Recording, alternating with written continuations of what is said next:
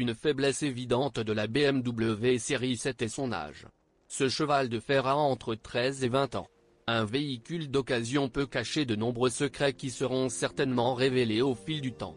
Si l'intérieur de la nouvelle voiture était au départ magnifique, le temps et l'ancien propriétaire ont contribué à apporter des ajustements, souvent négatifs. Lorsque tout est minutieusement examiné, il y aura certainement des défauts, mais le contenu interne se manifestera pendant le fonctionnement.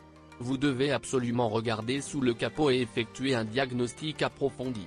Après tout, la fiabilité d'une voiture dépend directement de la manière dont elle a été utilisée. Plusieurs options de motorisation ont été installées dans la berline, avec des volumes de 3 à 6 litres, une puissance de 258 à 445 chevaux. Le modèle de moteur le plus courant est le N62. Principaux inconvénients: augmentation de la consommation d'huile, coquefaction des compensateurs hydrauliques. La BMW série 7 a été la première des voitures à être équipée du système iDrive, mais les propriétaires ne l'ont pas pris avec brio, car ils se sont perdus dans le menu complexe.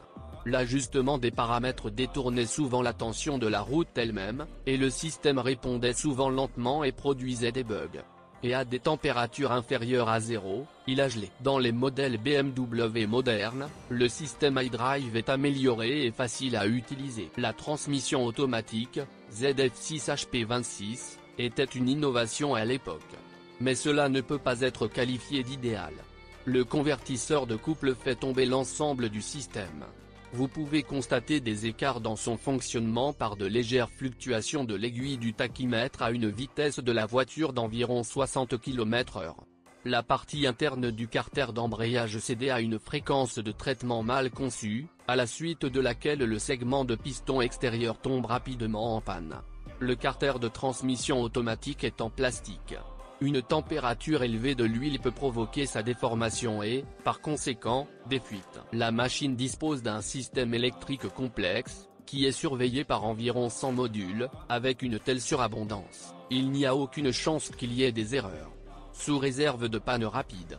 Câblage sur le panneau moteur, bus d'alimentation du démarreur avec contact, un générateur qui, bien que modèle simple, a un prix élevé. Sur certaines voitures, avec un kilométrage d'environ 29 000 km, la crémaillère de direction commence à cogner.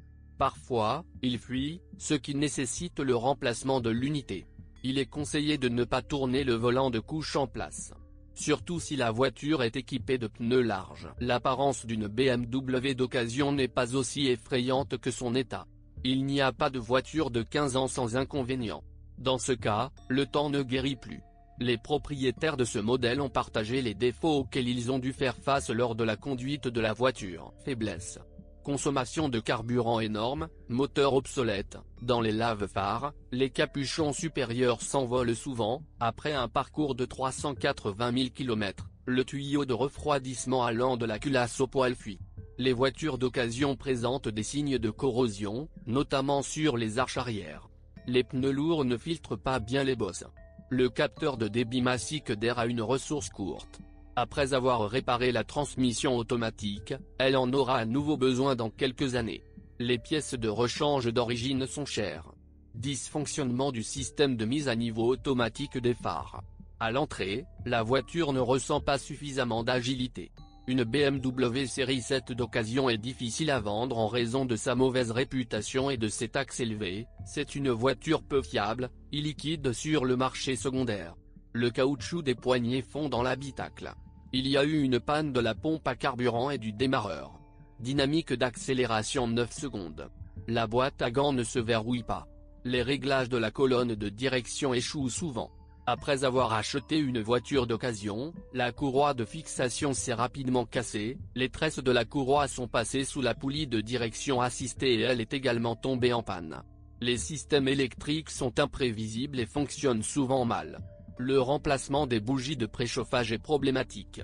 Elles sont difficiles à dévisser, il faut souvent changer l'huile des essieux, de la boîte de vitesse et de la boîte de transfert. Les insignes du coffre et du capot sont faciles à arracher. Réparer une telle machine coûte cher et il n'est pas facile de trouver un bon réparateur. Taxe importante. Feu de croisement faible. Les voyants d'erreur s'allument fréquemment. Corps maladroit et volumineux. Faible suspension. Soumis à la corrosion. Exigence sur la qualité de l'essence, consommation considérable. Nécessite beaucoup d'argent et de carburant. Durée de vie courte du moteur et de la transmission automatique. Le moteur à combustion interne est sensible au froid et à la surchauffe.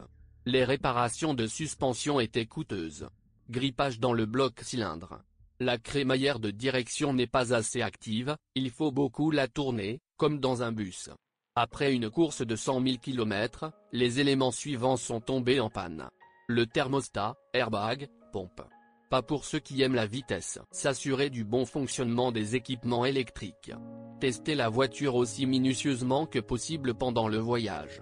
Assurez-vous qu'il n'y a pas d'à-coups dans le fonctionnement de la transmission automatique.